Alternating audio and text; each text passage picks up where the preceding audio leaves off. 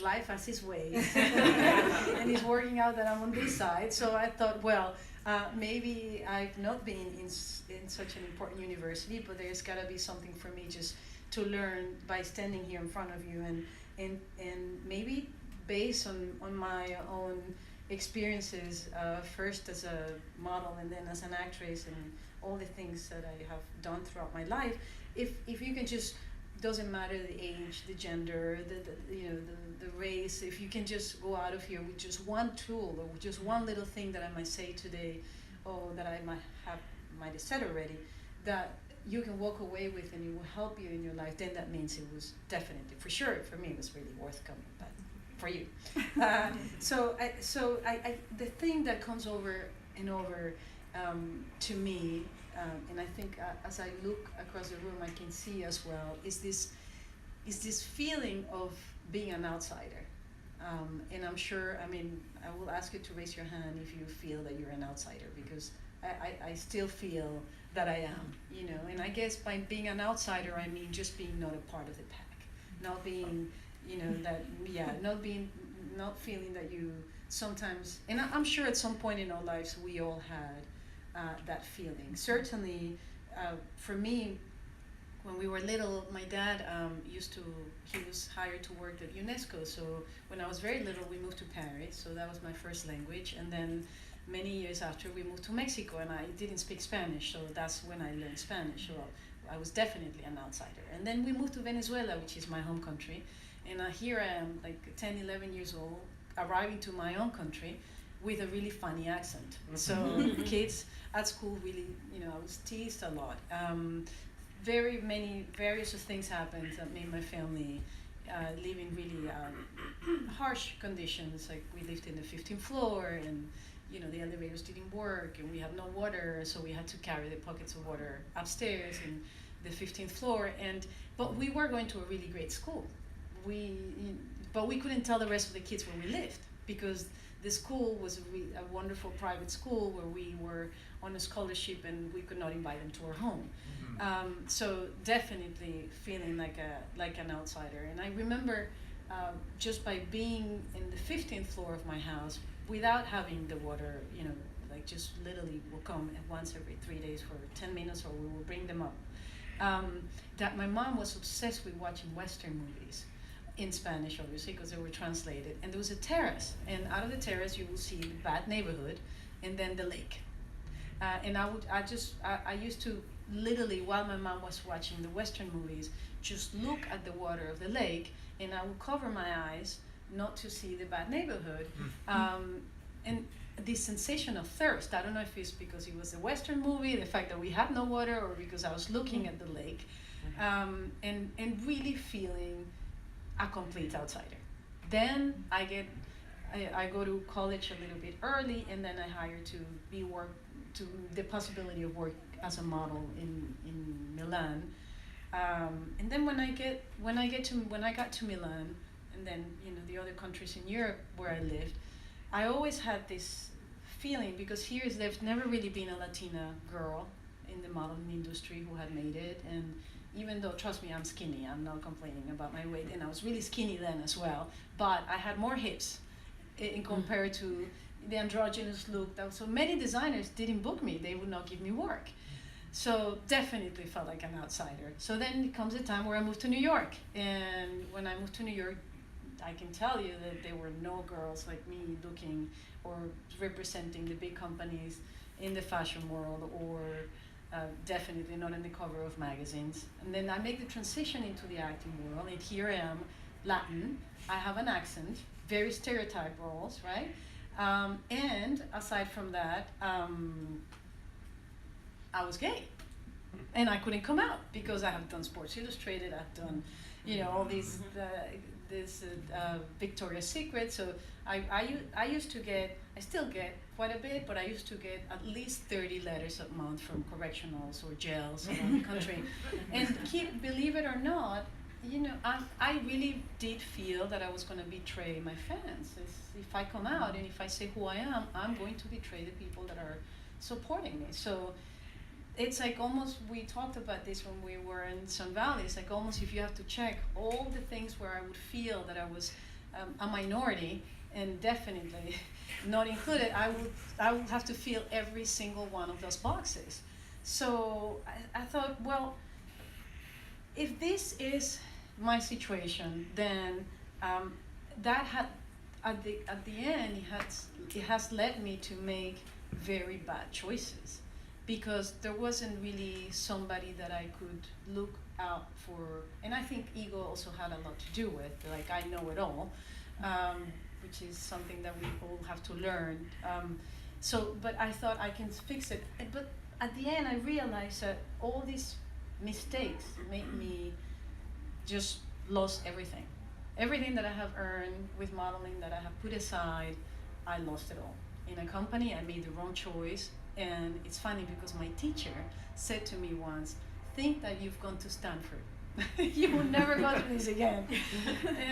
But he also said, all it takes in life for somebody, for one person to be successful, is for one person to believe in them. So, I mean, I'd love for you to just, maybe if you can take just 1 second and think if there is one person in your life that believes in you. I'm sure we all have one. And if you want to share that you don't, that's fine. You can tell me later, because you will have somebody that believes in you. And because sometimes I think, look, we criticize social media so much, and we criticize technology so much. The truth is that I love social media, and I love technology, and I'm Latin, and we love gadgets. And but it's also truth that how many times you see people putting on maybe Instagram a photo of them being sad. You don't. So you are just getting the perception of the idea of maybe something or the life that you would like to have. And of course that ends up being something that affects you, and it creates depression and many other things. So I remember this from this thing of the perception. Last week I was in London, and I was invited to have dinner with Jeremy Irons. And I was like, oh my God, like, it's 4 people in this. Of course I get to my hotel, and I'm feeling like a nobody. I'm feeling great, but then I'm feeling like I haven't done enough. So people see you in a way, your fans or the people that respect you, and they see you in such a way, but yet how do you see yourself is completely different. And we are never really going to have a right idea of who we are, but what I believe that what we can try to do is, in those moments where we're feeling that who am I? Maybe I'm a nobody, or maybe yes. It's just, if we can just go to the core of trying to make things happen, because I think at the end, that is really the only solution. That ties in with what we are talking about today in the symposium. And just one thing that happened to me, and Kathleen knows this, is that a few years ago, 3 years ago, I felt like in my life there was so much negativity. And I go to London every month, and every time I will start landing in London, I start sneezing. And then I'm like, I know I'm allergic a little bit, and I know it's the pollen because I'm going into that sky, but why am I sneezing so much? Realizing that it was the time when I leave Los Angeles, I go on the airplane, and I will have bread. I have tons of bread, so I thought, maybe I'm allergic to gluten. Maybe it's not actually a thing. Maybe I am allergic. Precisely, I was allergic to gluten. So as I decided I said, well, I gotta stop this gluten, and my life, my body started feeling a little bit better. I became much more aware of the people that I was surrounding myself with. It's almost like I became more sensitive just by taking that one step. And then when I was feeling a little bit uncomfortable with the people that I had around, there's some people that had around me, I thought, it is time to clean. It is time to clean. All those people that I'm feeling a little bit weird, that I have around, they have gluten. So I'm going to start cleaning house. And it is amazing, just by taking that step, now that you have it's almost like you have an empty canvas where you can, where you can start. What is it that we do next? We go and try and find allies. Basically, surround yourself with people that you admire. Only that. Only that. But in that surrounding yourself with people that you admire, then listen. when we talk especially about the things that, what the symposium is about today, key for success, especially in our industry as actors, who gets the jobs are not the ones that are going to do the amazing emotions, that are going after their goals, that are going after their objectives when they do a scene or where they're playing in a movie. Is the people that listen. That's how you get the job. That's what the directors are looking at. When you are, whatever it is that you're doing in your life, just listen. Take the moment to listen to the person that is in front of you, and you will be surprised what happens and how you can connect to that. And when you go into those meetings, if you are indeed going to have to go to a meeting, which all of us will, don't go and don't present yourself in this meeting like, this is what I'm trying to get from this meeting. I want to get this money, or I want to get this financing, or I want to, maybe that is at the core, maybe that's what you like. But when you present yourself as, what can I do for you? Because if you walk into a room saying, what is it, how can I serve you? How can I help you? You will be surprised how at the end of the day, everyone's human, and everybody wants to have a connection with another human being, and it will make you very different than everybody else. And on that respect, when you go, let me see what I can do for you, you also have to do that with everyone. Do you know assistants are the most important people? Mm-hmm. They make it or break it. I'm sure that they teach you that here at Stanford, right? They make it or break it. You just never know where they're going to get, and they are the people that make things happen. So on that respect, you go, okay, well, this is really what I would like to do. Be careful, because sometimes, now that we talk about being here, many times we have so much fear. And fear is, unfortunately, the thing that can break us.